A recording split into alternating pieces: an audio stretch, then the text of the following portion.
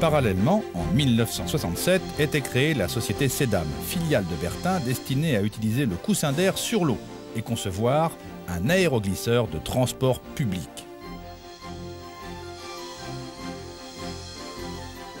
Le premier appareil, les premiers appareils qui sont étudiés par la Cedam, ce sont des appareils d'une trentaine de tonnes qui s'appellent les Naviplan N300.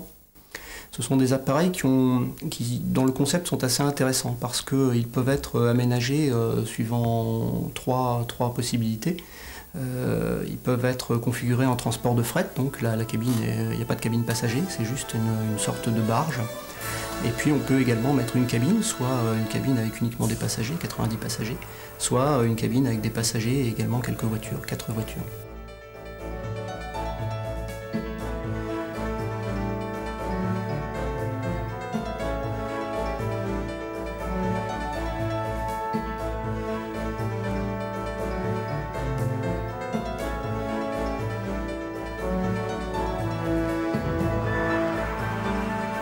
En mars 1971, Georges Pompidou décide « Il faut faire l'aérotrain ». 3 tracés sont en concurrence, tous reliant Orly à Roissy, soit à l'est par Joinville,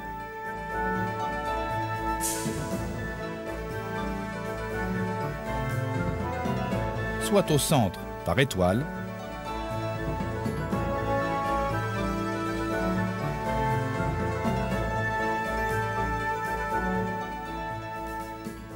soit à l'ouest par la Défense.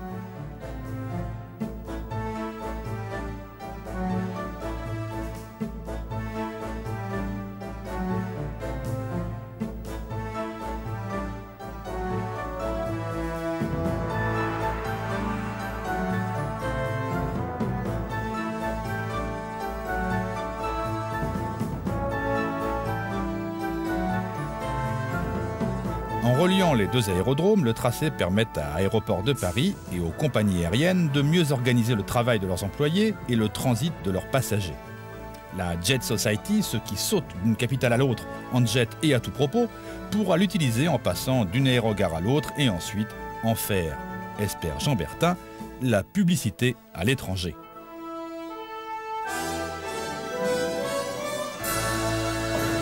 Si vous voulez, on voyait surtout le transport de ville à ville. C'était bien spécifique. Et l'idéal pour nous aurait été de faire Orly-Roissy. D'une part, parce que c'était une liaison un peu aéronautique, si vous voulez, entre aéroports. Et c'était l'idéal, c'était une très bonne vitrine pour montrer qu'effectivement, c'était applicable. Reste à convaincre M. Valéry Giscard d'Estaing, ministre des Finances, qui tient les cordons de la bourse. Construire la ligne Orly-Roissy coûte quelques 500 millions de francs. La société de l'aérotrain que dirige Bertin en a trouvé 100.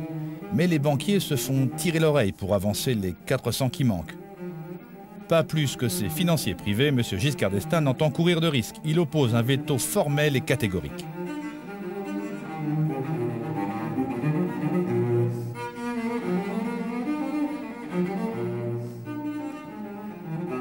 Le Premier ministre, Jacques Chaban-Delmas, est pris entre le président de la République et l'enclume. M. Pompidou veut que l'aérotrain marche, M. Giscard d'Estaing ne veut pas payer. On exhume alors le dossier de liaison Cergy-La Défense que tous les fonctionnaires concernés trouvent un beau matin sur leur bureau. L'idée tombe à point pour mettre tout le monde d'accord. Des crédits ont déjà été affectés à une voie ferrée traditionnelle Paris-Cergy.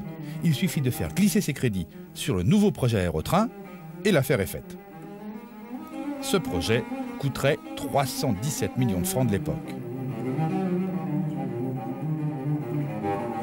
Le ministre des Transports, M. Yves Guéna, s'en rappelle. Oui, naturellement, j'en ai le souvenir très précis. Bon, je veux dire d'abord que nous connaissions tous M. Bertin, qu'on appelait l'ingénieur Bertin, et qui a mis en œuvre un certain nombre d'innovations très intéressantes, et notamment l'aérotrain, dont vous savez qu'il circule sur un rail en béton, que la puissance du moteur lui permet de se soulever, donc de glisser sur l'air, et donc d'atteindre des vitesses extraordinairement intéressantes. Monsieur Pompidou, d'ailleurs, président de la République, était très intéressé par cette affaire et il s'étonnait que les industriels français, les banques ne soutiennent pas mieux cette opération et c'est pourquoi c'est lui qui avait décidé de cette ligne d'essai rectiligne le long de la ligne de chemin de fer Paris-Orléans. Bien. Alors, dans cet esprit-là, en 1971, M. Chaban-Delmas étant Premier ministre, moi je n'étais pas au gouvernement alors, président d'un conseil interministériel, a donc décidé que le moment venu, c'est-à-dire lorsque Cergy-Pontoise devrait être relié à Paris, la liaison se ferait par l'aérotrain. Et le successeur de Chaban-Delmas, c'est-à-dire Pierre Messmer, dont j'étais le ministre des Transports, en février 1974, a dit « on passe à l'exécution ». Pour Jean Bertin, cela ne correspondait pas aux aptitudes de l'aérotrain. Quel intérêt d'une ligne à 200 km/h s'il faut s'arrêter tous les 4 km? Mais suivant son habitude, il fonce et accepte ce nouveau défi. On a le sentiment que Cergy-La Défense est un pis-aller. À l'époque, puisqu'on avait décidé de faire une ligne d'aérotrain, qu'il fallait bien trouver un emplacement, donc on décide Cergy-La Défense. Cergy-La Défense pouvait avoir une logique, puisqu'il y avait un centre d'affaires à Cergy, et on pouvait avoir un intérêt, enfin l'aménagement du territoire pouvait avoir un intérêt à assurer une liaison rapide et efficace avec le centre d'affaires de la Défense. Donc il y avait indiscutablement une logique à développer cela. Par contre, je dirais que politiquement, le projet était certainement mal choisi, puisque à l'époque cohabitait le problème de la liaison de l'ensemble des villes entre Cergy et la Défense, pour lesquelles les habitants de ces diverses villes luttaient depuis longtemps pour essayer d'avoir un métro, un RER ou je ne sais quoi d'autre. Donc il y a eu télescopage de deux concepts complètement différents, et de deux besoins complètement différents, qui ont malheureusement été confondus. Le 5 mars 1974, l'aérotrain I-80, équipé d'un réacteur de Caravelle, établit le record mondial de vitesse pour un véhicule à coussin d'air à la vitesse moyenne de 417 km/h avec des pointes à 430 à l'heure. Il faut noter toutefois que la vitesse très élevée n'est pas un argument commercial, car pour passer de 200 à 400 km/h, il faut quadrupler la poussée pour vaincre la résistance de l'air et disposer d'une puissance 8 fois plus élevée. Les écolos apportent eux aussi leur pierre à l'édifice, soulignant à juste titre que le kérosène utilisé dans le réacteur de la Caravelle était très polluant. Qu'importe, Jean Bertin, ce jour-là, pensait avoir prouvé de façon flagrante les possibilités hors compétition de son invention. Il faut dire que les équipes de Bertin travaillaient jour et nuit sur ce bébé. C'est vraiment la culture, c'était la culture Bertin de l'époque, la culture de Jean Bertin, travail d'équipe. Et puis vous savez, quand vous êtes sur un projet comme ça, je crois on n'a pas beaucoup à forcer non plus.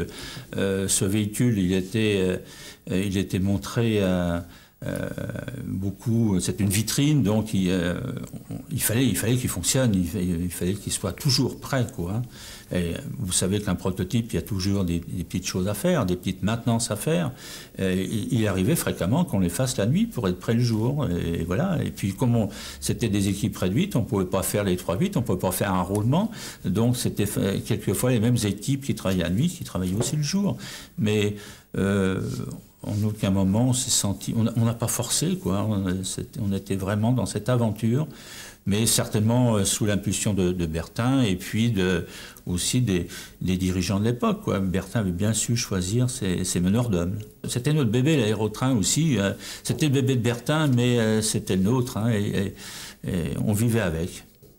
L'aérotrain a été incontestablement le bébé chéri de mon père. Mais enfin, je tiens à rappeler que parallèlement au développement de l'aérotrain, était lancé également le développement des aéroglisseurs marins. Et encore en parallèle de tout ça, une entreprise de 600 personnes ou 700 personnes a géré quotidiennement, travaillant dans des domaines de très haute technicité, de recherche et développement pour la défense nationale et un certain nombre d'autres secteurs qui nécessitaient sa présence régulière. Donc c'est vrai que l'aérotrain a consommé beaucoup de son énergie et qu'il donnait, je crois, bien volontiers, mais pas dans le même temps, il assurait toutes ses autres charges avec la même énergie. 21 juin 1974. Le contrat Cergy La Défense est signé. L'aérotrain allait enfin pouvoir prouver ses capacités et constituer une vitrine de l'innovation française.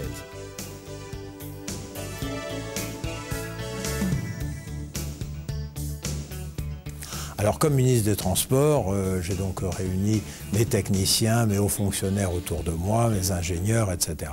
Et je leur ai dit, voilà, un grand chantier. Alors ils m'ont dit, ne nous emballons pas. Il y a un certain nombre de choses qui ne sont pas éclaircies encore. Mais quoi donc, ai-je dit?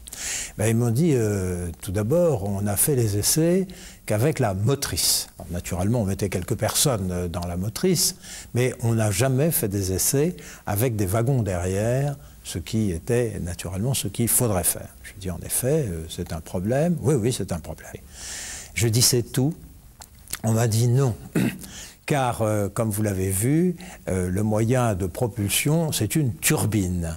Alors la turbine, ça fait un bruit assourdissant, c'est pas très grave quand ça circule entre un champ de pommes de terre et un champ de betteraves dans la Beauce, mais en milieu urbain, c'est tout à fait exclu. Alors j'ai compris que c'était vraiment très difficile, je leur ai dit, est-ce qu'on peut surmonter cela ? J'ai senti que tout le monde considérait que c'était très difficile à surmonter. Néanmoins, nous sommes penchés sur le problème de la propulsion. Et on a recherché, on s'est dit qu'on pourrait, avec un moteur électrique, etc., peut-être arriver à une solution. Et on avait même envisagé de demander cela. Je crois qu'on l'a demandé d'ailleurs pour des études préalables à Merlin-Gérin. C'est un pari de trop. Au moment où l'on fixe le calendrier des opérations, les ingénieurs sont loin d'avoir résolu les problèmes techniques qui leur sont posés.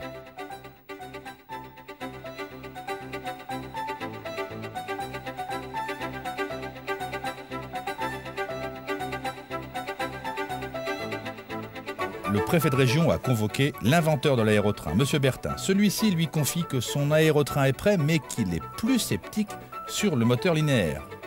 Aussitôt, le préfet invite M. Paul Merlin, président de Merlin-Gérin, qui déclare « Le moteur est prêt. Je n'en dirai pas autant de l'aérotrain. » Alors le préfet fait comparaître les deux industriels ensemble devant le syndicat des transports. En chœur, ils assurent que tout va s'arranger. Mais cela ne s'arrangera pas. Le rendement du moteur linéaire est bien trop faible. On ne l'a pas mis au point si quand même. On a quand même fait un véhicule qui a évolué à 200 km/h. Alors c'est vrai qu'il avait un mauvais rendement, mais depuis, il y a un moteur qui avait été mis au point par un autre ingénieur et qui aurait parfaitement fonctionné, mais l'aérotrain s'est arrêté, donc on n'a pas pu l'expérimenter. Je dois dire qu'à ce stade-là, j'ai compris que cette opération ne pourrait pas réussir. On pourrait peut-être un jour, je ne savais pas, améliorer l'aérotrain et lui donner des caractéristiques telles qu'il puisse vraiment fonctionner, mais dans l'état actuel des choses, ça n'était pas possible. Alors j'ai quitté le ministère des Transports 3 mois après. Je ne sache pas que mes successeurs, mais ça aurait été la même chose avec moi, se soient beaucoup préoccupés de cette affaire. Bref, c'était une bonne idée, mais elle était irréaliste et irréalisable. Le malheur, c'est qu'à vouloir faire cohabiter deux technologies nouvelles, on a tué les deux technologies. Et que, en particulier, le développement du moteur linéaire a consommé quasiment tous les crédits disponibles pour le projet d'aérotrain Cergy La Défense. Donc se sont combinés plusieurs facteurs, plusieurs éléments qui ont, sur un plan strictement calendrier et économique, abouti à l'arrêt du projet Cergy La Défense. Quelques semaines après avoir été signé, le projet Cergy La Défense est abandonné. Ce qui ne fait pas les affaires de Jean Bertin, mais ravit la SNCF. La SNCF, incontestablement aiguillonnée par les performances de l'aérotrain, a su profiter de l'indécision politique pour étudier et proposer son propre projet de transport public à grande vitesse, le TGV. Il est évident que le TGV doit beaucoup à l'aérotrain et je ne crois pas qu'on soit dénoncé en disant ça. Il est évident que ça a été, on dit toujours, ça a été l'aiguillon, l'aérotrain a été l'aiguillon des chemins de fer.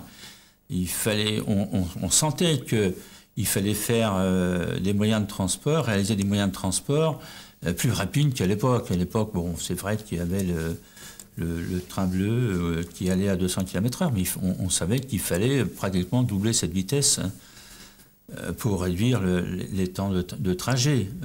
Donc l'aérotrain a été effectivement l'aiguillon des chemins de fer.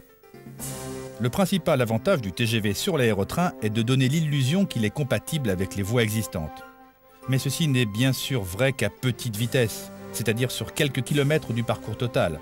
Pour les hautes vitesses, il faut des tracés adaptés, donc des lignes dédiées, forcément coûteuses.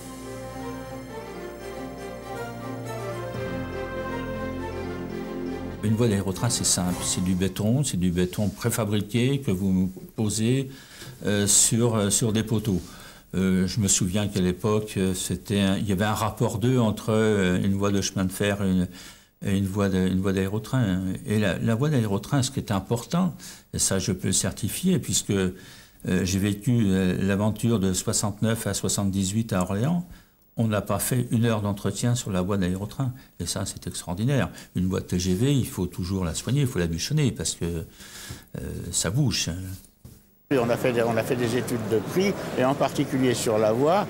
Quand on compare le prix d'une voie d'aérotrain et une voie du TGV, je ne vous donnerai pas le chiffre, parce que c'est énorme, la différence. L'avantage d'un réseau ferré déjà existant, avantage principalement psychologique, a sans doute été décisif. Le projet de TGV était moins ambitieux que le projet d'aérotrain et semblait donc moins risqué. C'est sans doute cela qui a séduit les politiques et qui a tué l'aérotrain. D'autres raisons peuvent être avancées pour expliquer l'abandon du projet, la crise pétrolière ou encore les difficultés de mise au point du moteur électrique linéaire imposé à l'aérotrain.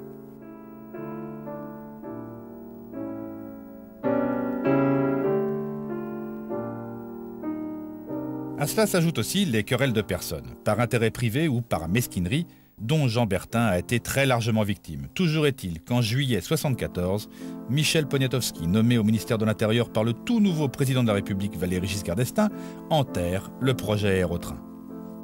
Son établissement sur la ligne de Cergy-Pontoise à la Défense ne correspondait pas à ce qui est nécessaire pour cette zone. C'est vrai que Jean Bertin était très affecté. On a même dit que ça a été la cause de sa mort, mais c'est peu probable, mais c'est probablement aussi accéléré. Il était très affecté, il a dépensé beaucoup d'énergie, il y croyait beaucoup, et il est évident que ça a été dramatique pour lui. Pour nous, à une autre mesure, mais lui surtout.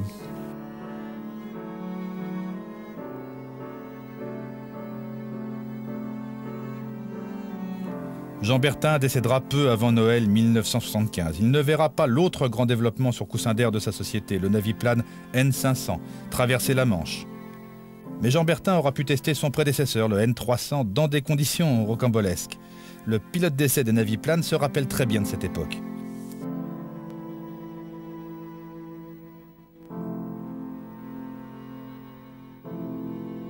J'ai un excellent souvenir avec monsieur Bertin. Il était venu à Berre un jour pour voir où on en était dans les essais de préparation du futur N500, ce qu'on appelait. Et j'ai eu l'occasion de l'asseoir à côté de moi en copilote dans le N300 qui était à cette époque-là transformé en aéroglisseur d'essai avec un système de coussin d'air assez révolutionnaire. Et nous avons fait un tour de l'étang de Berre tous les deux. Et je l'ai amené sur la... Il me dit, dans sa voix rocailleuse, je me souviendrai toujours, il me dit « Oui, mais j'aimerais voir si on peut sortir vraiment de l'eau et ce qu'on peut faire, etc. » Alors je l'ai amené sur la route qui rejoint l'aéroport Marignane. Enfin, à cette époque-là, il y avait une route qui était le long de l'étang de Berre. J'ai passé gaiement le petit bout de plage et je me suis retrouvé sur la route avec un aéroglisseur quand même de 30 tonnes qui faisait 30 mètres de long, 10 mètres de haut, sur la route. Et là, il était enchanté, émerveillé. Le seul problème qu'on s'est trouvé, c'est qu'on s'est retrouvé nez à nez avec une voiture. Alors, je ne vous dis pas la tête de la personne qui était en voiture. Bon, moi, je me suis posé parce que je ne pouvais plus sortir. J'avais les lignes à haute tension et les lignes téléphoniques. Je ne pouvais plus rejoindre l'eau. Alors, bon, on s'est posé. C'était un bon moment et on a bien rigolé tous les deux. Et après ça, la voiture est passée, on est reparti. Puis je suis ressorti, j'étais à l'eau et on est rentré à Berre. Voilà. Une belle anecdote avec M. Bertin. À l'origine, il devait s'appeler le Côte d'Opale, et puis la SNCF, puisque Jean Bertin est décédé en décembre 1975, la SNCF décide, pour rendre hommage à Jean Bertin, peut-être aussi un petit peu pour se faire pardonner de l'affaire Aérotrain, décide de le baptiser ingénieur Jean Bertin. C'est une savonnette, un aéroglisseur. Aucun contrôle, dans lequel on a mis deux propulseurs, et ces propulseurs, eh ben, on essaye de se débrouiller avec. Ça ressemblait plus à un hélicoptère. La technique de l'hélicoptère que la technique d'un avion ou que la technique d'un bateau, rien à voir avec un bateau. C'était entièrement aéronautique et se rapprochant beaucoup plus de la technique de pilotage d'un hélico. L'appareil est inauguré le 5 juillet 1978 par Madame Bertin à Boulogne et est mis en service immédiatement. Et puis malheureusement, eh bien, l'appareil ne fonctionne pas très bien. C'est quand même un prototype qui a été mis au point un peu à la va-vite.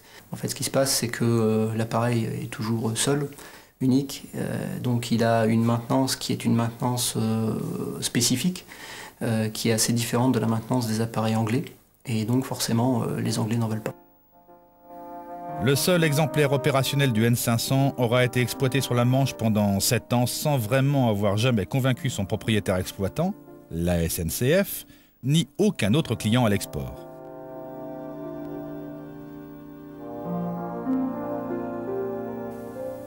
Comme j'ai vécu cette expérience, c'est quand même. Moi, je suis rentré, j'avais quand même 21 ans. Vous en sortez 14 ans après.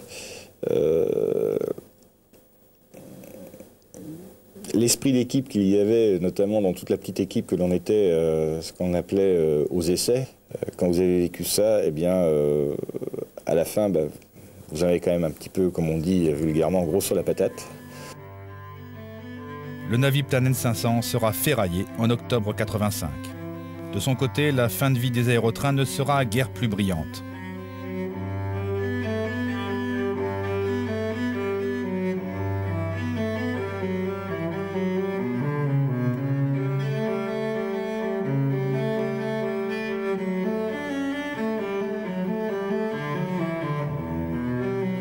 Oui, la fin de vie de l'aérotrain, c'est-à-dire à partir des années 85, est assez triste. Et l'aérotrain a donc commencé, non pas à pourrir, puisque comme il était principalement en aluminium, il n'a pas pourri, mais en tous les cas a vieilli en subissant pas mal d'outrages, de vandalisme, au fur et à mesure où les années passaient. Et puis un jour, on avait envisagé avec le maire de Saran, qui avait fait un travail remarquable, on avait évoqué l'idée d'un musée, notamment à l'extrémité de la voie qui finissait sur sa commune, la commune de Saran. Et on avait fait savoir, par voie de presse, que l'aérotrain, du moins ce qu'il en restait, parce qu'il avait été beaucoup vandalisé, ce qu'il en restait allait être déplacé et ramené sur l'extrémité donc sud de la voie. Et autour de cet aérotrain serait bâti une espèce de petit écomusée sur les transports innovants, dont l'aérotrain serait bien entendu un des fleurons. Et moi, j'étais allé, ça devait être le mardi ou le mercredi, pour voir avec un transporteur pour lui expliquer comment transporter l'aérotrain, comment on pouvait le descendre de son hangar. Et puis, comme par hasard, le vendredi, il prenait feu, quoi. C'est étrange.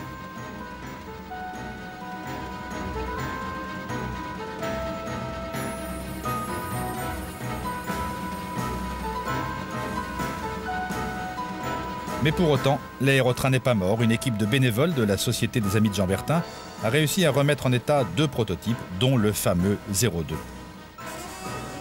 J'ai retrouvé le 02 qui était abandonné sur le terrain de plaisir, les anciens bureaux d'études Bertin. J'ai retrouvé Françoise Lambert qui était encore dans les locaux. Françoise Lambert, quand même, qui était l'assistante de Jean Bertin pendant 30 ans, qui était la première passagère de l'aérotrain 01, qui est un peu plus loin. Et elle m'a dit, voilà, je suis plus que toute seule avec mon chat. Il y a les maquettes, il y a les aérotrains, il faut faire quelque chose. Je dis, ben voilà, ça y est, c'est fait.